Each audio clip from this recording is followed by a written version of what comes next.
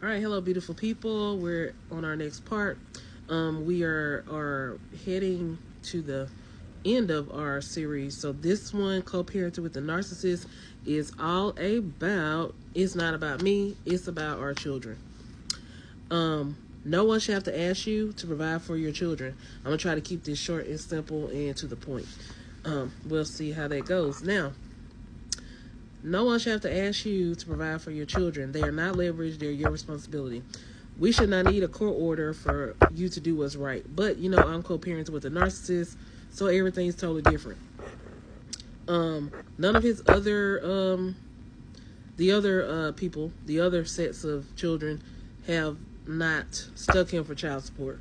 Um, they have their own reasons. The reason why I didn't do it is because, like I said, I did not want him to have any type of control over me or my whereabouts. I knew that I did not want to stay in the state of Alabama, and I had did a lot of research, and I know that if I got things involved in the court system, that he could possibly have a say-so over my whereabouts or where I live.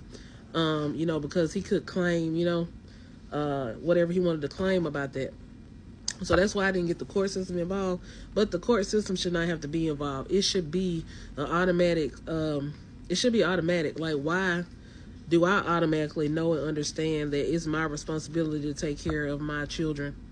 I put them above myself. I sacrifice things for myself personally to make sure that they have what they need and a lot of what they want. They are 4.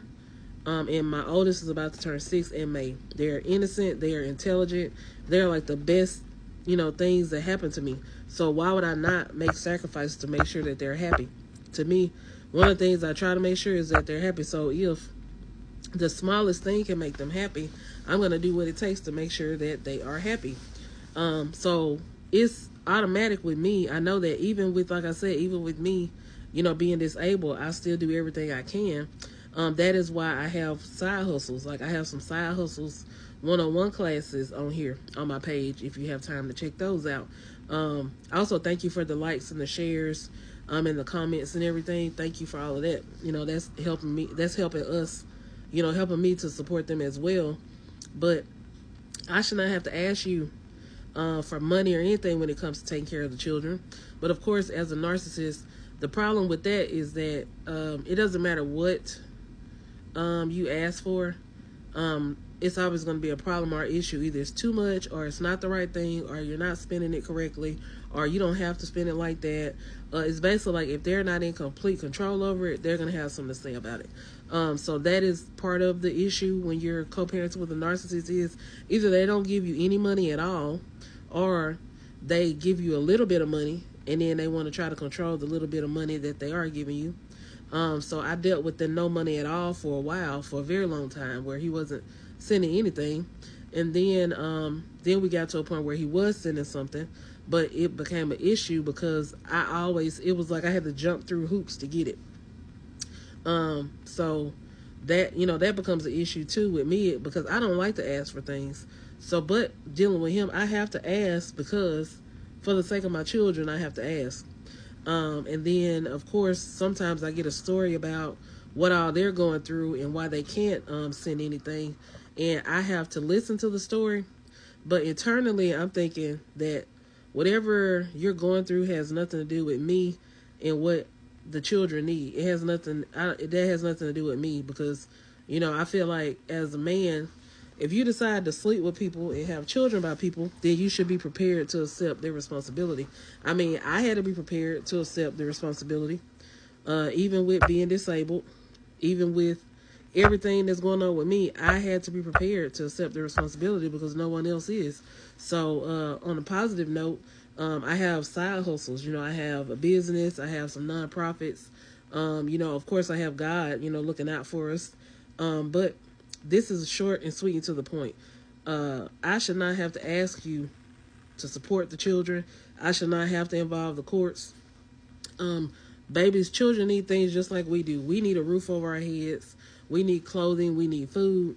We need, and in order for you to have a roof over your head, you got to pay the bills. You got to pay the rent. You got to pay lights, gas, water. All that needs to be paid. So, if the mother of your children is telling you that she needs money, she's gonna spend it on the children. So you can't look at it from, well, she's spending it or she asking for it or she, no. And then you're supposed to make sure that she's good too.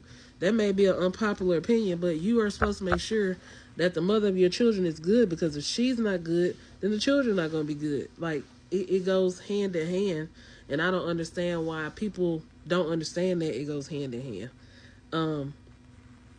And I've only heard men speaking negatively about, the money or the child support or whatever. I don't really know a lot of men who had to raise the children by themselves. I know a couple, but I don't really know a lot of them. And speaking from a female point of view, it makes no sense to me why I should have to ask the father of my children for things. Why should I have to remind you that, oh, hey, by the way, you didn't send anything. Are you going to send anything? Then I have to sit here and listen to you tell me why you can't send it. Like I said, me personally, I do whatever it takes to make sure that they have what they need. I do without a lot of things myself that I want to make sure that they have what they need and what they want, because that's my responsibility. And I want to see them happy. It makes me happy when they're happy. I mean, if a grilled cheese sandwich or a toy from Dollar Tree, whatever it is that's going to make them happy. But you have to think about the basic things. Like, they need a place to stay. They need clothes. They need shoes. They need food. I mean, they have basic needs that have to be met on a day-to-day basis. We don't receive any type of government assistance. So everything has to be paid for in cash. You understand what I'm saying? So thankfully, thank God, that, I have a couple of side hustles, and I have an entrepreneurial spirit that I'm, teaching them to have as well. Or I don't know what will happen to us, because he definitely don't feel responsible for them at all, period. Like, I don't know what goes through his mind, but I have given up trying to figure it out, because I know that I'm dealing with a narcissist, so it makes no sense. But anyway, this is supposed to be short and to the point, so I'm going to keep doing what I have to do. And if you're going through what I'm going through, hopefully you will as well. Don't give up. Don't worry about them and whether they're trying to punish you or not through the children. You take care of yourself and the children, period. Make sure you're good, and then that way, your children will be good. So it's not about the money, it's about the principle of the thing. Responsibility is responsibility. Like I said, thank you for all the, the likes and the shares. Thank you for that. That's going to help us as well, help me to support them as well. Because, like I said, even whenever they're not helping me, life still has to go on. Bills still have to be paid. And I have to stay positive through everything, through the whole situation.